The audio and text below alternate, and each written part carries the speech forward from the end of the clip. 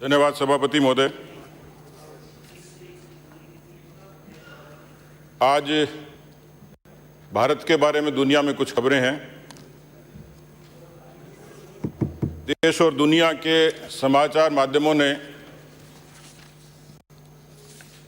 भारत की बढ़ती साख के बारे में उल्लेख किया, जिसको संयुक्त राष्ट्र संघ ने भी समर्थन किया है।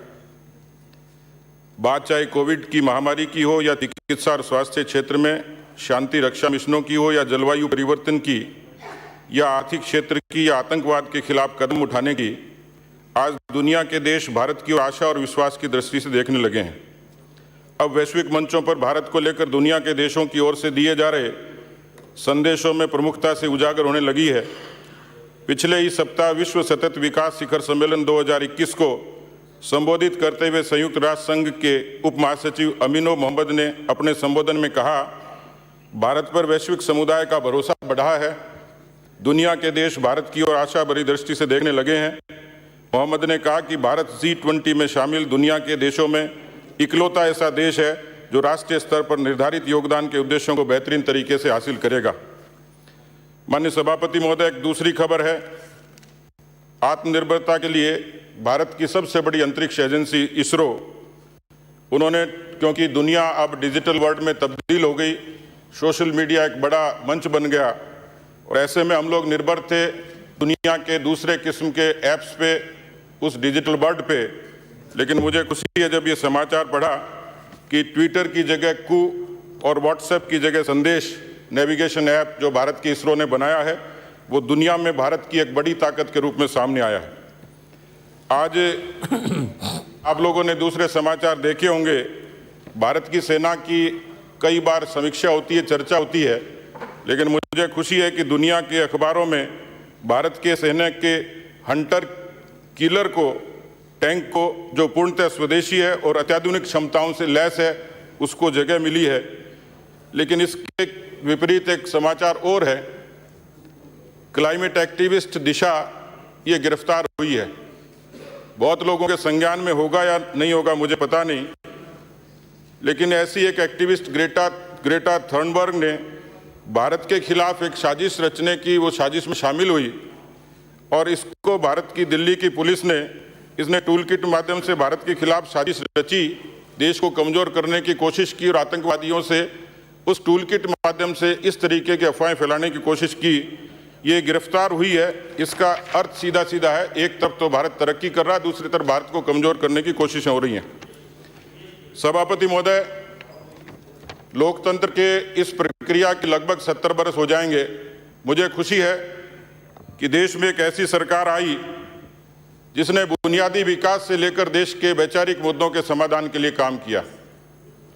इस लोकतंत्र की प्रक्रिया में सरकारें आती और जाती हैं, लोग भी आते और चले जाते हैं, लेकिन भारत का राजनीतिक इतिहास इस बात का गवाह है कि उन 70 ऐतिहासिक फैसलों में, लगभग इस 70 वर्षों में 70 ऐतिहासिक फैसले, जिसमें आर्टिकल 370, राम जन्मभूमि, नागरिकता संशोधन कानून, बोडो समझौता, 3 तलाक, आत्मनिर्भर भारत, नई शिक्षा नीति, खुले से शौच से मुक्ति, जनधन के खाते, हर गांव को बिजली,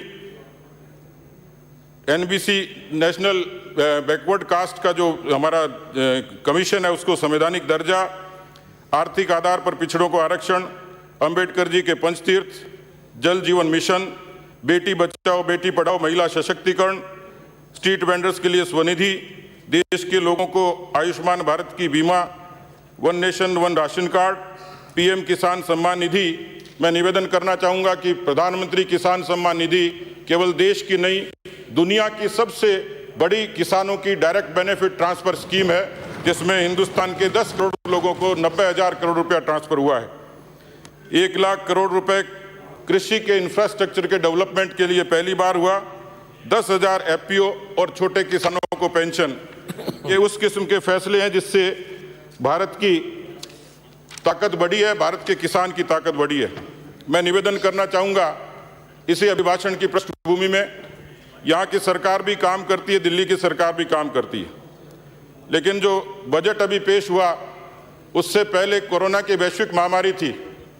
ये एक ऐसी महामारी थी जिससे दुनिया देश और प्रदेश सबको चुनौती थी, उस चुनौती का मुकाबला करने के लिए जिस तरीके से भारत ने ये जंग लड़ी, और मुझे इस बात की खुशी है कि भारत के वैज्ञानिकों की ताकत के बूते पर भारत दुनिया का ऐसा तीसरा बड़ा देश बन गया जिसने स्वदेशी वैक्सीन बनाई, और उस स्वदेशी वैक्सीन को 3 करोड़ लोगों को पहले चरण में लगाने का काम भी शुरू हुआ।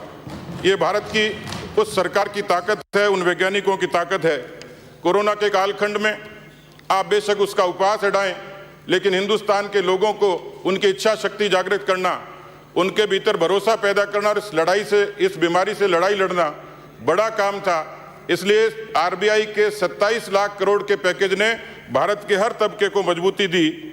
और मैं निवेदन करना चाहूँगा, जब ये बजट आया, इस बजट में स्वास्थ्य की सेवाओं के लिए, क्योंकि कोरोना के समय ये विश्लेषण हुआ, समीक्षा हुई कि भारत की स्वास्थ्य सेवाओं को बेहतर कैसे बनाया जाए। ये पहली भारत की ऐसी सरकार है, दुनिया की ऐसी सरकार है जिसने 137% की बढ़ोतरी स्वास्थ्य की सेवाओं के लिए बजट में की है। पहली ऐसी सरकार। 80 करोड़ लोगों तक राशन पहुंचा और 35 करोड़ रुपए कोरोना वैक्सीन के लिए। अर्बन जल जीवन मिशन के लिए 2,87,000 और स्वच्छ भारत मिशन के लिए 1,40,678 करोड़ रुपए, क्योंकि पर्यावरण की एक बड़ी समस्या देश में है। इसी तरीके से जो हमारे लघु और सूक्ष्म मध्यम उद्योग हैं, वो भारत की बड़ी ताकत है, जिसपे 11 करोड़ लोग सीधे सीधे उस पर रोजगार पाते हैं। 15,700 करोड़ रुपए एमएसएमई को देके और 11 करोड़ कार्मिकों को एक बड़ा संबल देने का काम भारत की सरकार ने किया है। माननीय सभापति महोदय, एक दूसरा दृश्य भी है। आज देश के अनेक समाचार माध्यमों में राजस्थान की भी चर्चा हुई है। एक खबर है कि फर्जी आरटीओ ने 6,000 से भी ज्यादा लाइसेंस बना दिए। राजस्थान की खबर है। प्रदेश के तस्करों के हौसले बुलंद हैं और थाना प्रभारी पर कार चढ़ाने का प्रयास हुआ है। सोनोग्राफी की मशीन के लिए सवाई मानसिंह अस्पताल में लंबी कतारें लगती हैं। कोटा मेडिकल कॉलेज, जिसकी चर्चा आगे करूंगा, लेकिन नवजात गहन चिकित्सा इकाई के ठेके में गड़बड़ी का अंदेशा है। राजस्थान में नशे के कारण सर्वाधिक 338 मौतें। हिंदुस्तान में पिछले 1 वर्ष में सर्वाधिक नशे, माननीय सभापति महोदय, 338 मौतें केवल नशे के कारण राजस्थान में हुई हैं। गंगानगर से लेकर बाड़मेर तक नशे का एक कॉरिडोर डेवलप हुआ है। सरकार के संज्ञान में है या नहीं मुझे पता नहीं। हनुमानगढ़ की पुलिस को बंधक बनाया गया, सहकारी बैंकों को अपात्रों के हवाले कर दिया गया और बॉर्डर पर, गंगानगर के बॉर्डर पर 6 किलो हेरोइन की तस्करी पकड़ी गई। राजस्थान के लाखों परीक्षार्थी अपनी भर्ती के इंतजार में परीक्षाओं का इंतजार कर रहे हैं। माननीय सभापति महोदय, इससे पहले भी अभिभाषण हुए 2019-20 और अब 21 का। इससे पहले 2018 में कांग्रेस पार्टी ने एक जन घोषणा पत्र जारी किया। अनेक पृष्ठों में कई चीजों की घोषणाएं हुई। कई प्रश्नों के माध्यम से, माननीय सदस्यों के अनेक भाषणों के माध्यम से उसका यहाँ उद्धरण हुआ है। मैं उसको दोहराऊंगा तो नहीं, लेकिन मुझे अफसोस है कि ये सरकार, राज्यपाल महोदय ने अपना संवैधानिक कर्तव्य पूरा किया और अपने मुख से उस अभिभाषण को पढ़ा, लेकिन अफसोस ये हुआ कि महामहिम के मुख से भी सरकार ने असत्य कहलवाने की कोशिश की। आज मैं भी उनका उल्लेख करूंगा तो किसानों की कर्जा माफी, कानून व्यवस्था, बेरोजगारी, भ्रष्टाचार, शिक्षा, स्वास्थ्य, ये तमाम ऐसे मुद्दे हैं माननीय सभापति महोदय, जिस पर 78 तो सीधे सत्यापित बिंदु हैं, जिस पर सरकार ने घोषणा की और उसमें एक भी क्रियान्वित नहीं हुई, केवल 0। उसका परिणाम है 0। माननीय सभापति महोदय, मैं यहां आपके संज्ञान में लाना चाहूंगा कि इस बिल में इस अभिभाषण में इस तरीके की कई बातें कही गई कि जिसका ताल्लुक भारत की राजनीति से भी है, देश की केंद्र की सरकार से भी है, लेकिन किस तरीके से सदन को गुमराह करके केवल झूठी वाई लूटने का काम हुआ है। माननीय सभापति महोदय, भारत का इतिहास गवाह इन 70 सालों की राजनीति में लगभग 50 बरस तक कांग्रेस पार्टी को शासन करने का अवसर मिला और 99 में जब वाजपेयी जी की सरकार आई तो हिंदुस्तान के किसानों के लिए पहला अवसर था कि जब उन वाजपेयी जी ने देश के करोड़ों किसानों को किसान क्रेडिट कार्ड की सौगात देकर उनके जीवन को संबल और सक्षम बनाने की कोशिश हुई है। माननीय सभापति महोदय, प्रधानमंत्री बीमा योजना इस देश में मोटर का बीमा, मकान का बीमा, बकरी का बीमा, लेकिन हिंदुस्तान के किसान की जीती जागती फसल का बीमा नहीं होता था। मैं देश के तत्कालीन प्रधानमंत्री उनको श्रद्धा से याद करूंगा, वाजपेयी जी को, जिन्होंने इस प्रधानमंत्री फसल बीमा योजना को लागू करके हिंदुस्तान और राजस्थान के किसानों को एक बड़ी ताकत दी थी। माननीय सभापति महोदय, आज गांव-गांव में प्रधानमंत्री ग्राम सड़क योजना के बोर्ड देखते होंगे। कदाचित प्रधानमंत्री जी के मन में यह बात रही थी कि गांव का किसान शहर से जुड़े और अपनी उपज को ठीक तरीके से सहूलियत से ले जा सके। और मुझे खुशी है कि जब जब भारतीय जनता पार्टी की सरकार रही, 1,64,000 किलोमीटर सड़क राजस्थान की धरती पर उसी प्रधानमंत्री ग्राम सड़क योजना की देन है। इसलिए माननीय सभापति महोदय, 3 कृषि के बिल आए, बड़ी चर्चाएं हुई, और मैंने जिस ग्रेटा थनबर्ग का जिक्र किया, जिस दिशा का जिक्र किया, इस आंदोलन की आड़ में भारत में अराजकता फैलाना, अशांति फैलाना, ये पूरी सुनियोजित षड्यंत्र था जिसमें विदेशी ताकतें शामिल थी। लेकिन भारत के माननीय प्रधानमंत्री ने पूरी विनम्रता के साथ, पूरी उदारता के साथ और इस देश के अन्नपूर्णा करने वाले, इस देश की धरती वाले किसान के सम्मान में ये तीनों ही बिल इसलिए लेकर आए कि बीज से लेकर बाजार तक किसान को आज़ादी मिले, उसको सम्मान मिले। हमारे यहाँ पारंपरिक खेती होती है सभापति महोदय, बोना, काटना और बेचना। न नवाचार थे, न उन्नत खेती थी, न फसलों का जोखिम था, और न उनको कीमत थी। राजस्थान का किसान चना बेचने के लिए चोरी छिपे हरियाणा जाता था। राजस्थान का किसान चोरी छिपे गुजरात में मूंगफली बेचने जाता था, क्योंकि कीमत ज्यादा मिलती थी। और इसलिए बीज से लेकर बाजार तक की व्यवस्था की। और प्रधानमंत्री जी ने साफ तौर पर कहा, जब लोकसभा और राज्यसभा में, मुझे लगता है किसी भ्रम की आवश्यकता नहीं, उन्होंने कहा ये तीनों ही बिल मैंडेटरी नहीं है, ये वैकल्पिक हैं। और इन बिलों के बारे में पृष्ठभूमि यह है कि 2019 के कांग्रेस पार्टी के घोषणा पत्र में इसका जिक्र है, एपीएमसी का। इसी तरीके से बाकी बातों का उल्लेख उसमें है। 2000 से ये प्रक्रिया चल रही है। भारत के नीति आयोग ने इसका विश्लेषण किया, कांग्रेस के तत्कालीन नेता कमलनाथ जी की समिति बनी, और अनेक राज्यों की सरकारों ने इसका उल्लेख किया और इसको अपनाया भी। आज भी पंजाब में कॉन्ट्रैक्ट फार्मिंग होती है, पंजाब में कांग्रेस पार्टी की सरकार है। अफसोस यह है कि वहां पर कांग्रेस पार्टी की सरकार के रहते हुए जो प्रावधान है कॉन्ट्रैक्ट फार्मिंग का, इस बिल का, केंद्र के बिलों का प्रावधान तो बिल्कुल उल्टा है सभापति महोदय। ये किसान को पूरी ताकत देता है, पूरी आजादी देता है, और कोई माई का लाल किसान की जमीन को छीन नहीं सकता, ये प्रधानमंत्री जी ने भी कहा है। लेकिन पंजाब के उस कॉन्ट्रैक्ट फार्मिंग के एक्ट में ये साफ प्रावधान है, यदि कॉन्ट्रैक्ट टूटेगा तो किसान को 5 लाख का जुर्माना देना पड़ेगा और उसको जेल होगी। ये पंजाब के कॉन्ट्रैक्ट एक्ट में है। इसलिए मैं निवेदन करना चाहूंगा कि ये 4 ही चीजें स्पष्ट हो गई। लोकसभा और राज्यसभा में प्रधानमंत्री का वक्तव्य, उन्होंने शीशे की तरह सारी चीजें साफ कर दी हैं कि एपीएमसी जारी रहेगी। यदि एपीएमसी के बारे में सरकार को भ्रम होता तो एपीएमसी के लिए इस बजट में प्रावधान नहीं होता। एमएसपी जारी रहेगी। सरकार ने 11 बार किसानों से, 45 किसान संगठनों से 11 बार बात करी है, और सरकार हर तरीके से बात करने के लिए तैयार है। इस 11 बार में सरकार ने कहा एपीएमसी जारी रहेगी, एमएसपी के लिए सरकार लिखित में देने के लिए तैयार है। तो मुझे लगता है कि इसमें किसी किस्म की सियासत की आवश्यकता नहीं है। लेकिन अफसोस हुआ कि राजस्थान की विधानसभा में लोकसभा से पारित किए हुए बिलों पर यहाँ की सरकार ने, यहाँ की मौजूदा सरकार ने इस विधानसभा में बिल पारित करवाया। किस हैसियत से करवाया? कौन से संवैधानिक प्रावधान थे? समवर्ती सूची के विषय को अनुच्छेद 252(2) ये साफ कहता है कि संसद द्वारा प्रचारित किसी विधि को वही विधि मान्य होगी। इसलिए सरकार ने किसानों को गुमराह करने का काम किया है। माननीय सभापति महोदय, मैं निवेदन करना चाहूंगा, दोनों ही अभिभाषण और कांग्रेस पार्टी का जन घोषणा पत्र, इसका पहला पेज, पहले पेज पर ही किसानों के बारे में लिखा है। और इसके बारे में मुझे बहुत ज्यादा विस्तार से कहने की आवश्यकता नहीं कि वीडियोस खूब लोगों ने देखा है। अलवर के मालाखेड़ा में देखा, पीलीबंगा का वीडियो देखा, जालोर की सभा का देखा।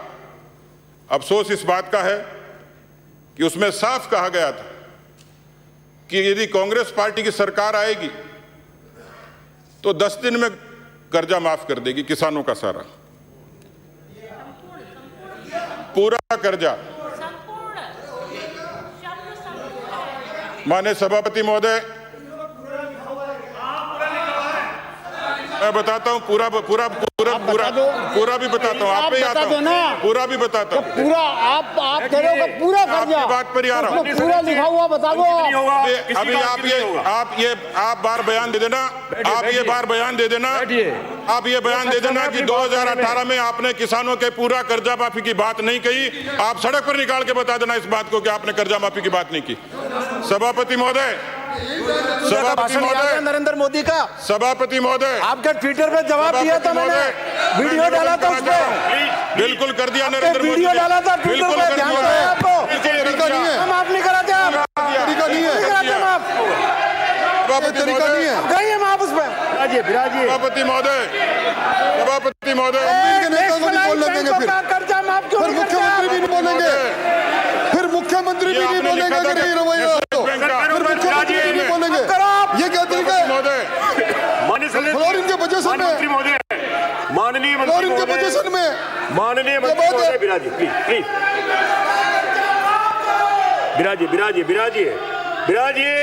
विराजिए, माननीय मंत्री महोदय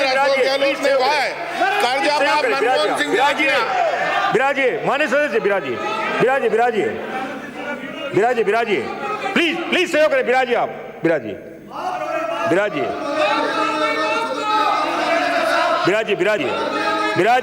एक मिनट विराजिए, आप विराजिए, प्लीज सहयोग करें, प्लीज। मैं दोनों पक्ष के माननीय सदस्यों से पुनः आग्रह करूंगा, माननीय नेता प्रतिपक्ष का भी स्पीच होना है, माननीय मुख्यमंत्री जी का भी होना है, समय जो है निर्धारित किया हुआ है, प्लीज सहयोग करें और बीच बीच में आप इंटरव्यू नहीं करें। वो अपनी बात कहने में सक्षम है, उनको अपनी बात कहने दें और माननीय मुख्यमंत्री महोदय जब अपना जवाब देंगे, यदि कोई ऐसी बात होगी तो अपने आप जवाब देंगे। प्लीज सहयोग करें माननीय श्री सतीश पूनिया, और आपसे भी अपेक्षा है प्लीज बीच में जो है आप उत्तेजना पैदा नहीं करें, प्लीज सहयोग करें। विराजिए। माननीय सभापति महोदय, ये जो बातें कही गई उसमें साफ तौर पर लिखा है, ये प्रश्न नंबर 3 है, किसान कल्याण का है, 10 दिन में किसानों का कृषि ऋण माफ करना। ये पहला बिंदु है, इसमें न तो नेशनलाइज बैंक है न अधूरा है। इस कृषि ऋण को माफ करने की मेरी भावना ये है, मैं इसका उल्लेख करूंगा आगे, कि राजस्थान के किसानों ने, क्योंकि बड़ा कर्जा होता है साहूकार का भी, नेशनलाइज का भी, शेड्यूल का भी और कोऑपरेटिव्स का भी, इसकी बानगी मैं आपको बताता हूं कि किस तरीके से राजस्थान का किसान इनके जाल में फंसा और हो सकता है 0.5% के अंतर को पूरा कर दिया होगा। माननीय सभापति महोदय, महामहिम राज्यपाल ने राजस्थान विधानसभा में 17 जनवरी 2019 को अभिभाषण के बिंदु 15 पर कहा, प्रदेश के कई किसानों द्वारा गत वर्षों से आत्महत्या जैसे दुर्भाग्यपूर्ण कदम उठाए गए हैं। वर्तमान सरकार किसानों को आर्थिक संबल प्रदान कर यह प्रयास करेगी कि भविष्य में कोई भी किसान अपनी आर्थिक मजबूरी के कारण आत्महत्या जैसे कदम नहीं उठाए।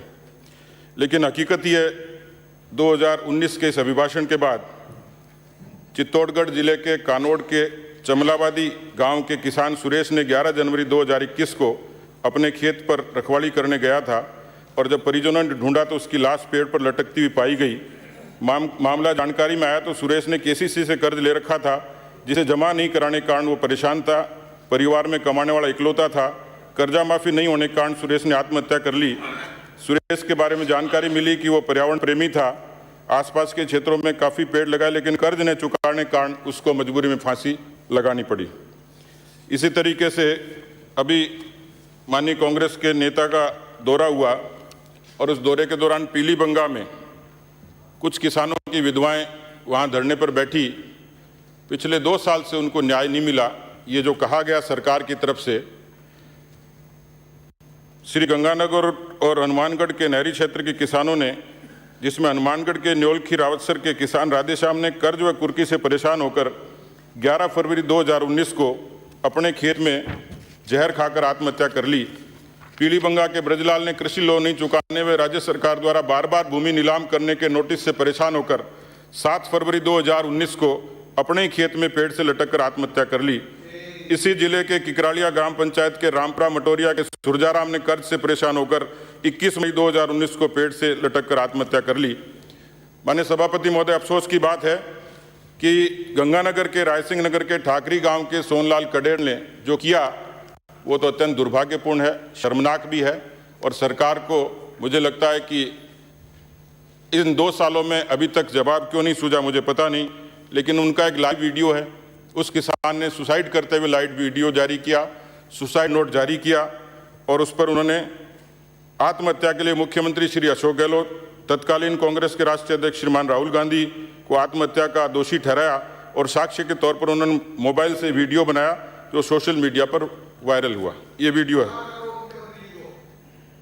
माननीय सभापति महोदय, जिस कर्जे की मैंने बात की है उसमें अभी तक 20,56,000 किसानों के इन्होंने कहा था 30 नवंबर 2018 के बाद ये ऋण माफ किए हैं, जबकि राजस्थान के किसानों की ऐसे कर्जादार किसानों की संख्या 59 लाख है और लगभग 99,000 करोड़ का कर्जा उन पर है।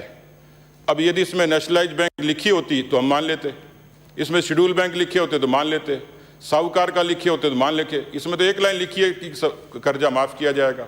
सभाओं में संपूर्ण कर्जा कहा गया, उसके वीडियोज हैं।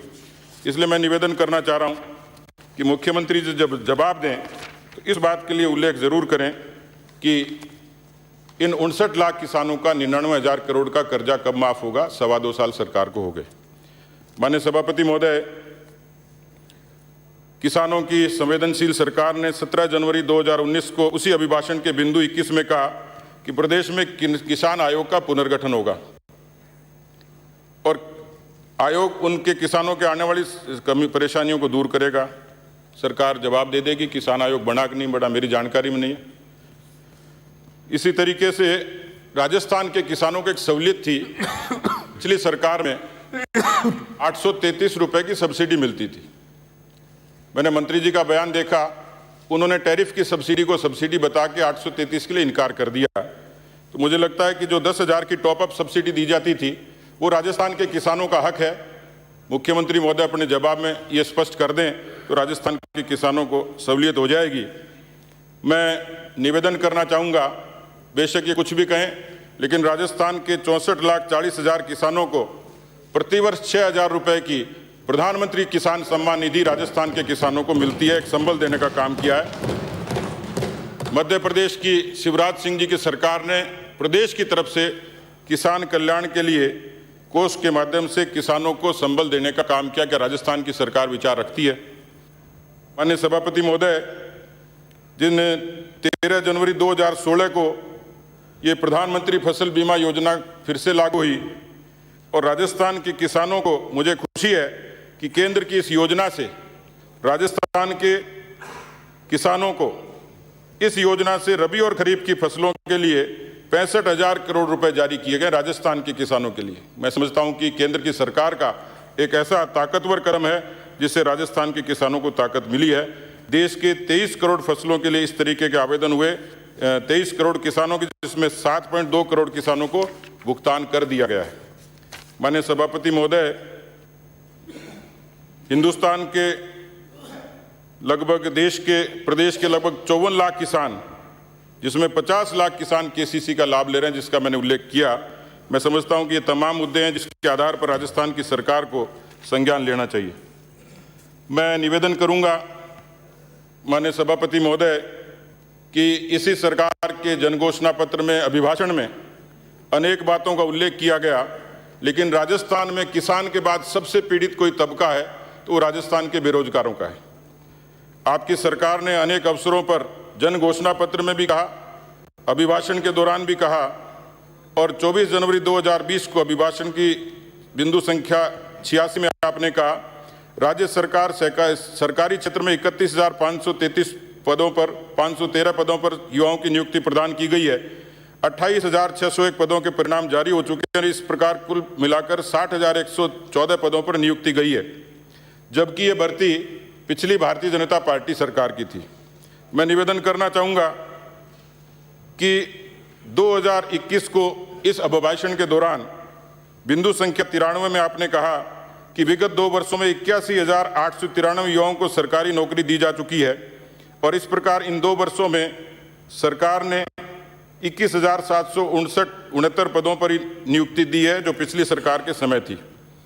माननीय सभापति महोदय, मैं निवेदन करूंगा कि इस समय centre for monitoring Indian economy की रिपोर्ट कहती है इस समय राजस्थान में सर्वाधिक 28.2% बेरोजगारी राजस्थान की धरती पर इस समय है। ये मार्च 2020 की रिपोर्ट है। सभापति महोदय, ये दृश्य भी राजस्थान के नौजवानों ने देखा है कि परीक्षा की तैयारी करते हैं और परीक्षा का पेपर लीक हो जाता है, और पेपर तभी लीक होता है जब सरकार वीक होती है। नौजवानों का पेपर लीक और इधर सरकार वीक। कनिष्ठ अभियंताओं की भर्ती, पटवारी की भर्ती, दूरसंचार, फार्मासिस्ट, मेडिकल ऑफिसर, लाइब्रेरियन, इस तरीके की व्हाट्सएप के जरिए पूरी एक गैंग काम कर रही है और सरकार की नज़र में नहीं। सरकार ने कहा कि हम 24 जनवरी 2020 को कहा बिंदु संख्या 87 मुख्यमंत्री युवा संबल योजना 1,58,576 बेरोजगारों को इसमें कहा गया, और फिर ये कहा 10 फरवरी 2021 को बिंदु संख्या 95 में कि 2,50,000 युवाओं को लाभान्वित किया गया। 2,50,000 नौजवानों को बेरोजगारी भत्ता। सभापति महोदय, इसमें स्नातक की शर्त थी। हालांकि जो अपंजीकृत या जो चर्चा में है लगभग 27 लाख बेरोजगारों की सूची आती है, लेकिन फिर भी रोजगार कार्यालय में 12,50,000 के लगभग बेरोजगार नौजवान हैं जो भत्ते का इंतजार करें। सरकार ने दिया कितना? 2,50,000। सीधा नौजवानों के साथ कुठाराघात। सभापति महोदय, राजस्थान के 2.5 लाख संविदा कर्मी, और आपने 17 जनवरी 2019 के अभिभाषण के बिंदु संख्या 24 में कहा संविदा कर्मियों अन्य कार्मिकों की समस्याओं के समाधान हेतु विगत 6 माह में गत सरकार द्वारा निर्णयों की समीक्षा के लिए राज्य सरकार ने अलग अलग मंत्री स्तरीय समिति का गठन किया है, परंतु मंत्री समूह और प्रशासनिक अधिकारियों की लगभग 8 बैठकें हो चुकी हैं। अभी तक संविदा कर्मियों की पहचान और उनकी समस्याओं का निस्तारण नहीं किया जा रहा है। उनके नियमितीकरण की कोई कार्रवाई नहीं की गई। 2.5 लाख संविदा कर्मी सरकार से न्याय चाहते हैं। जो अर्जेंट टेम्परेरी बेसिस के डॉक्टर्स हैं, नर्सिंग कर्मी हैं, उनसे आपने कोरोना के कालखंड में पूरा काम लिया और उसके बाद उनको आपने लात मार दी। सभापति महोदय, सत्ता में आए हुए 26 माह हुए, क्या 34 माह में क्या सरकार फैसला करेगी? अभी बीडी कल्ला जी के नेतृत्व की कमेटी और संविदा कर्मियों के नियमितीकरण का इंतजार ही कर रही है। 26 महीने हुए। मंत्री जी ने भी कहा कमेटी की रिपोर्ट का ड्राफ्ट तैयार हो रहा है, इसको बताया नहीं जा सकता है कि इसमें क्या है। विधानसभा सत्र खत्म होने के पहले या बाद में इसकी रिपोर्ट को कमेटी में रखेंगे, और कमेटी ने अब तक 8 बैठकें कर ली। माननीय सभापति महोदय, इसी तरीके से सभापति महोदय, चूंकि मेरा नाम लिया गया है, कैबिनेट सब कमेटी के बारे में कोई चर्चा वैसे नहीं की जाती है। आपके बीजेपी के कार्यकाल में संविदा कर्मियों को भर्ती करने की कमेटी बनी थी। 5 वर्ष में आपने क्या किया?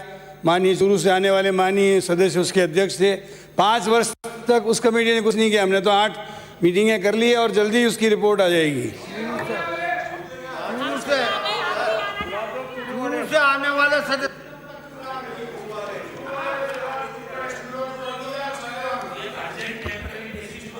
नीतीश पूनिया जी।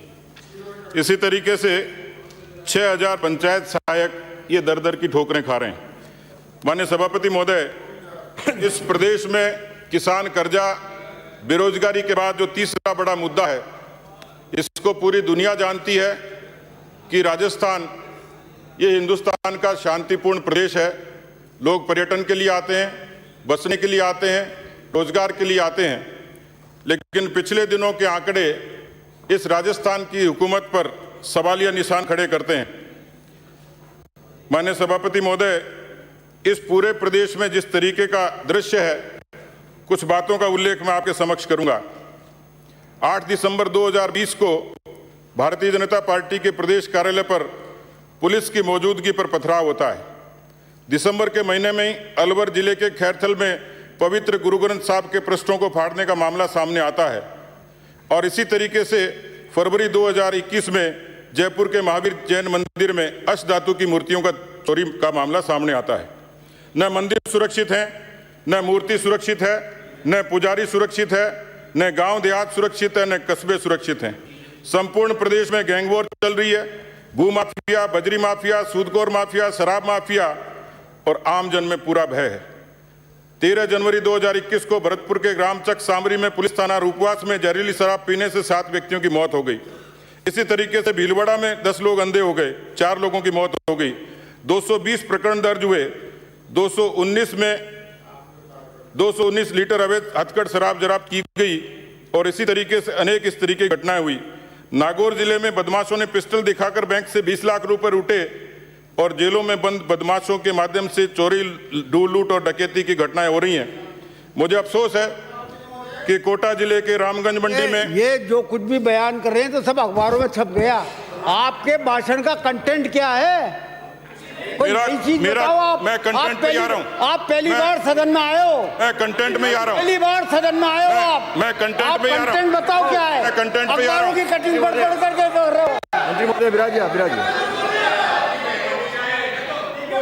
एक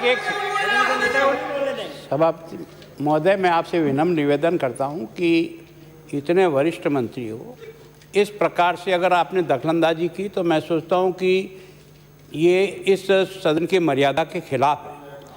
मैं आप इस बात को मत करिए जिसके कारण से अशांति हो। वो बात कहो जिस आपको कोई जवाब देना है तो आप समय लेकर के उसके अनुसार कहना चाहो तो कह दीजिए, लेकिन इस तरह से बीच में खड़े होकर बोलना ठीक नहीं।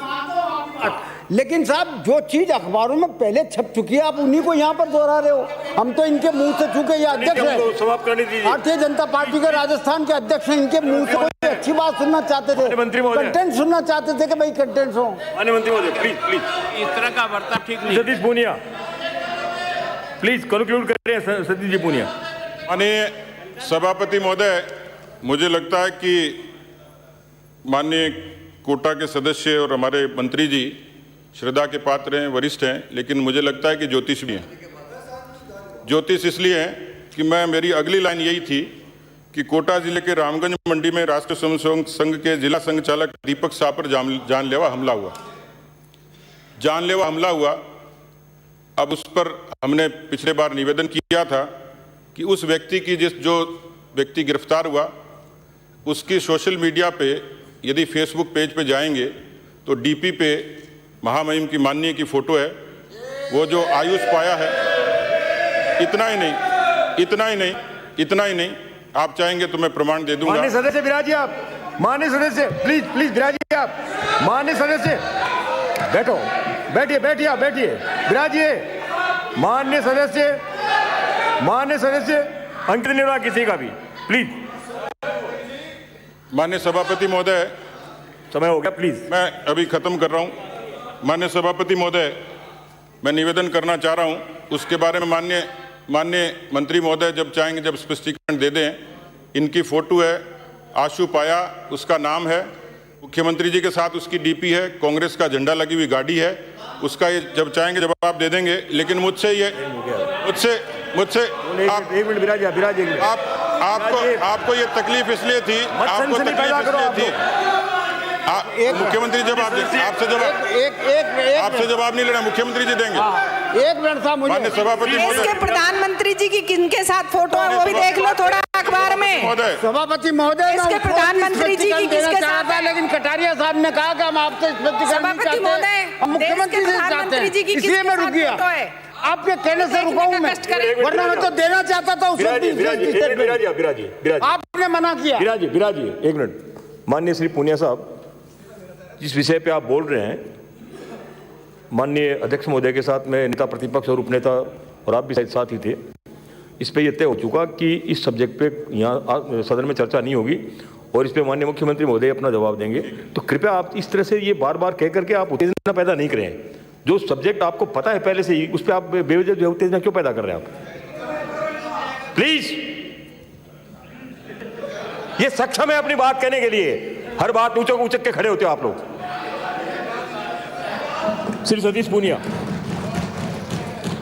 सभापति महोदय, उसका उल्लेख सिर्फ इसलिए किया था, मुझसे आंकड़े मांग रहे थे। कांग्रेस के 2.25 साल में, इस शासनकाल में 6,13,000 के लगभग हत्या का प्रयास, बलात्कार, चोरी, लूट और डकैती ये अपराध हुए हैं। पिछले 2020 और 21 के मुकाबले अपराधों की संख्या इस समय जनवरी 2021 में 43.35% है। 2020-21 के मुकाबले 21 में महिलाओं एवं बच्चियों के प्रति अपराधों में 60.96 की वृद्धि हुई है, 65% की।